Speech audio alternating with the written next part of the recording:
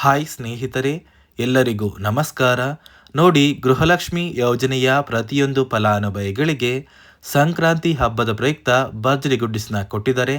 ನಿಮ್ಮ ಬ್ಯಾಂಕ್ ಖಾತೆಗೆ ಒಟ್ಟಿಗೆ 6,000 ಹಣನ ಸರ್ಕಾರ ಜಮಾ ಮಾಡ್ತಾ ಇದ್ದು, ಗೃಹಲಕ್ಷ್ಮಿ ಯೋಜನೆಯ 16 ಮತ್ತು 17ನೇ ಕಂತಿನ ಹಣ ಅಂದರೆ 2 ಕಂತಿನ 4,000 ಹಣ, ಇದರ ಜೊತೆ ಅನ್ನಭಾಗ್ಯ ಯೋಜನೆಯ ಪೆಂಡಿಂಗ್ ಇರುವಂತಹ 5 ಕಂತಿನ 2,000 ಹಣ, ಒಟ್ಟಾರೆ ಪ್ರತಿಯೊಂದು ಫಲಾನುಭವಿಗಳಿಗೆ ಸರ್ಕಾರ 6,000 ಹಣನ ಸಂಕ್ರಾಂತಿ ಹಬ್ಬಕ್ಕೆ ಜಮಾ ಮಾಡ್ತಾ ಇದ್ದು, ಜನವರಿ 13ರಿಂದ ಅಂದರೆ ಸೋಮವಾರದಿಂದ ಕರ್ನಾಟಕದ 27 ಜಿಲ್ಲೆಗಳಿಗೆ ಈ 6,000 ಹಣ ಜಮಾ ಆಗ್ತಾ ಇದೆ. ಮತ್ತು ಈ ಒಂದು ಹಣನ ನೀವು ಪಡಿಬೇಕು ಅಂದರೆ ಸರ್ಕಾರ 5 ಹೊಸ ನಿಯಮಗಳನ್ನ ಜಾರಿಗೆ ತಂದಿದೆ.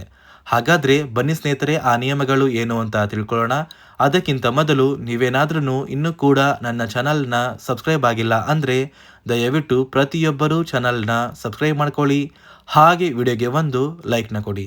ಹೌದು ಸ್ನೇಹಿತರೆ, ಗೃಹಲಕ್ಷ್ಮಿ ಯೋಜನೆಯ 16ನೇ ಕಂತಿನ ಹಣಕ್ಕಾಗಿ ಸಾಕಷ್ಟು ಫಲಾನುಭವಿಗಳು ಪ್ರತಿನಿತ್ಯವೂ ಕೂಡ ವೆಯ್ಟ್ ಮಾಡ್ತಾ ಇದ್ರಿ. ಇದೀಗ ಕೊನೆಗೂ ಸಂಕ್ರಾಂತಿ ಹಬ್ಬದ ಪ್ರಯುಕ್ತ ಪ್ರತಿಯೊಂದು ಫಲಾನುಭವಿಗಳ ಬ್ಯಾಂಕ್ ಖಾತೆಗೆ ಸರ್ಕಾರ 6,000 ಹಣನ ಜಮಾ ಮಾಡ್ತಾ ಇದೆ. ಪ್ರತಿಯೊಂದು ಫಲಾನುಭವಿಗಳಿಗೂ ಹಣಕಾಸು ಇಲಾಖೆ ಭರ್ಜರಿ ಗುಡ್ಡಿಸ್ನ ಕೊಟ್ಟಿದೆ ಅಂತಲೇ ಹೇಳ್ಬೋದು. ಜನವರಿ 13 ಅಂದರೆ ಸೋಮವಾರದಿಂದ ಪ್ರತಿಯೊಂದು ಫಲಾನುಭವಿಗಳು ಈ 6,000 ಹಣನ ನಿಮ್ಮ ಬ್ಯಾಂಕ್ ಖಾತೆಗೆ ಪಡ್ಕೋತೀರಾ. ಗೃಹಲಕ್ಷ್ಮಿ ಯೋಜನೆಯ 16 ಮತ್ತು 17ನೇ ಕಂತಿನ 4,000 ಹಣ, ಇದರ ಜೊತೆ ಅನ್ನಭಾಗ್ಯ ಯೋಜನೆಯ ಅಕ್ಕಿ ಬದಲಿನ ಪೆಂಡಿಂಗ್ ಇರುವಂತಹ 5 ಕಂತಿನ 2,000 ಹಣನ ಕರ್ನಾಟಕದ 27 ಜಿಲ್ಲೆಗಳಿಗೆ ಜನವರಿ 13ರಿಂದ ಅಂದರೆ ಸೋಮವಾರದಿಂದ ಸರ್ಕಾರ ಹಣನ ಜಮಾ ಮಾಡ್ತಾ ಇದೆ. ಪ್ರತಿಯೊಂದು ಫಲಾನುಭವಿಗಳು ಈ 6,000 ಹಣನ ಆದಷ್ಟು ಬೇಗ ಪಡ್ಕೋತೀರಾ.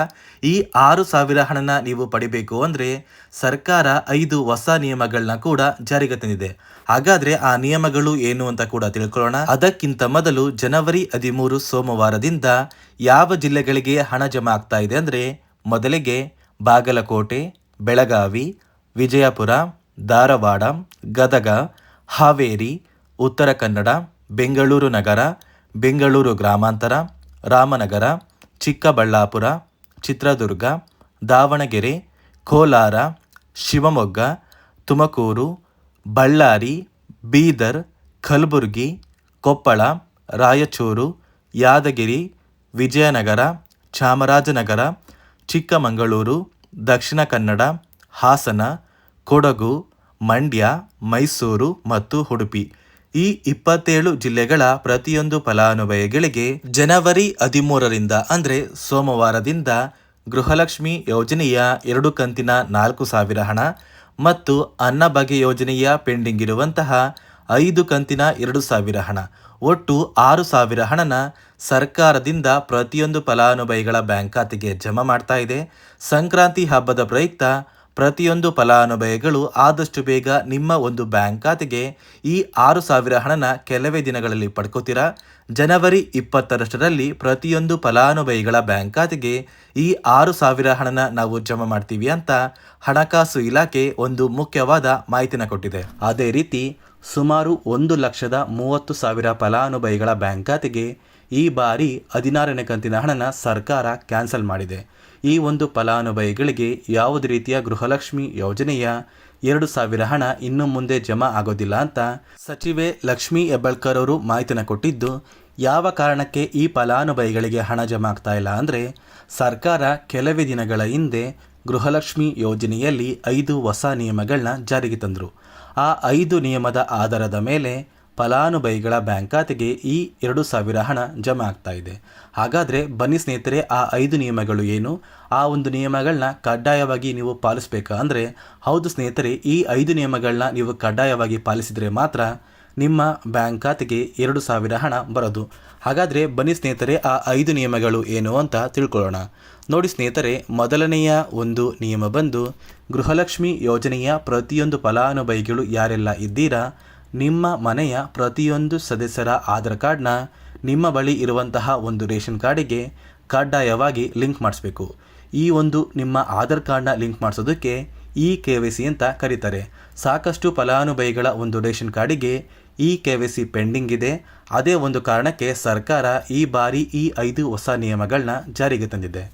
ಅದೇ ರೀತಿ ಎರಡನೆಯ ಒಂದು ನಿಯಮ ಬಂದು ಸಾಕಷ್ಟು ಫಲಾನುಭವಿಗಳ ಒಂದು ಆಧಾರ್ ಕಾರ್ಡ್ ಏನಿದೆ ಆ ಒಂದು ಆಧಾರ್ ಕಾರ್ಡ್ 15 ವರ್ಷ ಅಥವಾ 15 ವರ್ಷಕ್ಕಿಂತ ಹೆಚ್ಚು ಹಳೆಯ ಆಧಾರ್ ಕಾರ್ಡ್ ಆಗಿದೆ.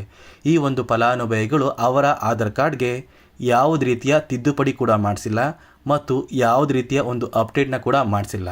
ಅದೇ ಒಂದು ಕಾರಣಕ್ಕೆ ನಿಮ್ಮ ಆಧಾರ್ ಕಾರ್ಡ್ನ ನೀವು ತಿದ್ದುಪಡಿ ಮಾಡಿಸಿಲ್ಲ ಅಂದರೆ ನಿಮ್ಮ ಬ್ಯಾಂಕ್ ಖಾತೆಗೆ 2,000 ಹಣ ಜಮಾ ಆಗ್ತಾ ಇಲ್ಲ. ಮತ್ತೆ ಸ್ನೇಹಿತರೆ, ಸರ್ಕಾರ 16ನೇ ಕಂತಿನ ಹಣನ ಜಮಾ ಮಾಡುವ ಮುಂಚೆ ಪ್ರತಿಯೊಂದು ಫಲಾನುಭವಿಗಳ ಒಂದು ದಾಖಲಾತಿಗಳನ್ನ ಮರುಪರಿಶೀಲನೆ ಮಾಡಿದ್ದಾರೆ.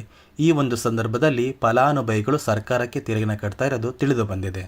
ಅದೇ ರೀತಿ 4ನೆಯ ಒಂದು ನಿಯಮ ಬಂದು ಸರ್ಕಾರದಿಂದ ಬರುವಂತಹ ಒಂದು ರೇಷನ್ನ ಕಳೆದ 3 ತಿಂಗಳಿಂದ ನೀವು ಪಡ್ಕೊಂಡಿಲ್ಲ ಅಂದರೆ ನಿಮ್ಮ ಬ್ಯಾಂಕ್ ಖಾತೆಗೆ ಗೃಹಲಕ್ಷ್ಮಿ ಯೋಜನೆಯ ಹಣ ಜಮಾ ಆಗೋದಿಲ್ಲ. ಮತ್ತು ಸ್ನೇಹಿತರೆ, 5ನೆಯ ಒಂದು ನಿಯಮ ಬಂದು ನಿಮ್ಮ ಒಂದು ವಾರ್ಷಿಕ ಆದಾಯ 7 ಲಕ್ಷಕ್ಕಿಂತ ಕಡಿಮೆ ಇರಬೇಕು. ಒಂದು ವೇಳೆ ವಾರ್ಷಿಕ ಆದಾಯ 7 ಲಕ್ಷಕ್ಕಿಂತ ಜಾಸ್ತಿ ಇದ್ದರೆ ನಿಮ್ಮ ಬ್ಯಾಂಕ್ ಖಾತೆಗೆ ಗೃಹಲಕ್ಷ್ಮಿ ಯೋಜನೆಯ ಹಣ ಬರೋದಿಲ್ಲ. ಈ 5 ನಿಯಮದ ಆಧಾರದ ಮೇಲೆ ಪ್ರತಿಯೊಂದು ಫಲಾನುಭವಿಗಳಿಗೂ ಹಣ ಜಮಾ ಆಗ್ತಾ ಇದೆ. ಜನವರಿ 13 ಅಂದರೆ ಸೋಮವಾರದಿಂದ ಆದಷ್ಟು ಬೇಗ ಪ್ರತಿಯೊಂದು ಫಲಾನುಭವಿಗಳು ಸಂಕ್ರಾಂತಿ ಹಬ್ಬದ ಪ್ರಯುಕ್ತ ನಿಮ್ಮ ಬ್ಯಾಂಕ್ ಖಾತೆಗೆ ಬರಬೇಕಾಗಿರುವಂತಹ ಈ 6,000 ಹಣನ ನಿಮ್ಮ ಬ್ಯಾಂಕ್ ಖಾತೆಗೆ ಹಣಕಾಸು ಇಲಾಖೆ DBT ಮೂಲಕ ಕೆಲವೇ ದಿನಗಳಲ್ಲಿ ಜಮಾ ಮಾಡುತ್ತೆ. ಖಂಡಿತವಾಗಿಯೂ ನಿಮ್ಮ ಬ್ಯಾಂಕ್ ಖಾತೆಗೆ ಹಣ ಕೆಲವೇ ದಿನಗಳಲ್ಲಿ ಬಂದೇ ಬರುತ್ತೆ ಅಂತ ಹೇಳ್ತಾ, ಇದಿಷ್ಟು ಗೃಹಲಕ್ಷ್ಮಿ ಮತ್ತು ಅನ್ನಭಾಗ್ಯ ಯೋಜನೆಗೆ ಸರ್ಕಾರದಿಂದ ಸಂಕ್ರಾಂತಿ ಹಬ್ಬದ ಪ್ರಯುಕ್ತ ಬಂದಿರುವಂತಹ ಒಂದು ಹೊಸ ಮಾಹಿತಿಯಾಗಿದೆ. ನಾನು ಕೊಟ್ಟಿರುವಂತಹ ಮಾಹಿತಿ ನಿಮಗೆ ಇಷ್ಟ ಆಗಿದ್ರೆ ನನ್ನ ಚಾನಲ್ನ ಸಬ್ಸ್ಕ್ರೈಬ್ ಮಾಡ್ಕೊಳ್ಳಿ, ಹಾಗೆ ವಿಡಿಯೋಗೆ ಒಂದು ಲೈಕ್ನ ಕೊಡಿ.